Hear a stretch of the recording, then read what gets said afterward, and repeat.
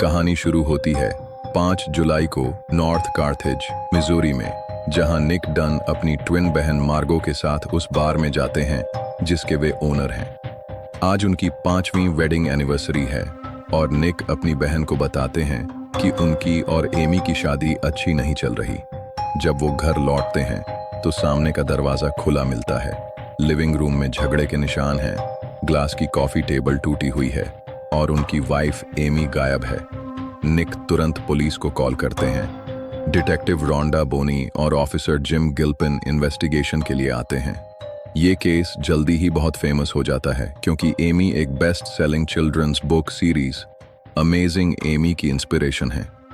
उनके parents Rand और Marybeth Elliott famous child psychologists हैं जिन्होंने अपनी बेटी को एक पॉपुलर फिक्शनल कैरेक्टर बना दिया था।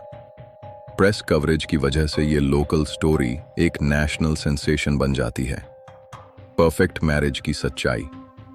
एमी की डायरी एंट्रीज के फ्लैशबैक से पता चलता है कि कपल कैसे मिले थे। निक ने न्यूयॉर्क सिटी में एक पार्टी में एमी से उनका फोन नंबर मांगा था और दोनों को जल्दी ही प्यार हो गया। दोनों ब्रुकलिन में सक्सेसफुल मैगजीन राइटर्स थे और ग्लैमरस लाइफ जी रहे थे, लेकिन 2008 की रिसेशन ने उनके करियर्स बर्बाद कर दिए। निक की मदर को भी कैंसर हो गया, इसलिए कपल को न्यूयॉर्क छोड़कर निक के होम टाउन मिजूरी जाना पड़ा। एमी ने अपने ट्रस्ट फंड के पैसों से निक और उनकी बहन को एक बार खरीदने में हेल्प की जिसका नाम था द बार।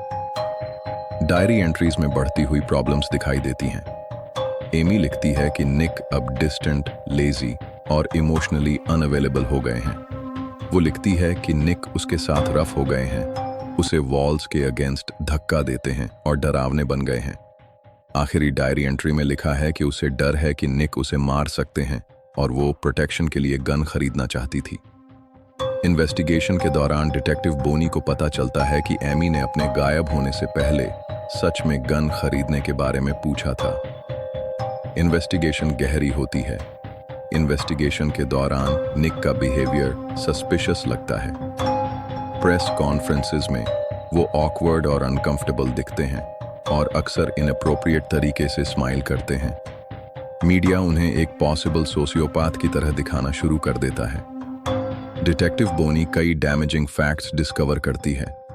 निक ने कुछ महीने पहले ही एमी पर बड़ी लाइफ इंश्योरेंस पॉलिसी ली थी। कपल की सीरियस फाइनेंशियल प्रॉब्लम्स थीं और किचन में ब्लड के निशान थे जो पूर्ली साफ किए गए थे। निक अपनी बहन गो को बताते हैं कि वो एंडी के साथ अफेयर कर रहे हैं, जो लोकल कम्युनिटी कॉलेज में उनकी क्रिएटिव राइटिंग स्टूडेंट है। एमी के गायब होने की सुबह वो एंडी के साथ ही थे।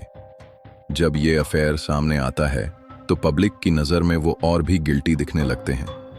पुलिस एमी के पास्ट कनेक्शंस की भी इन्वेस्टिगेशन करती है। उन्हें डेसी कॉलिंग्स के बारे में पता चलता है।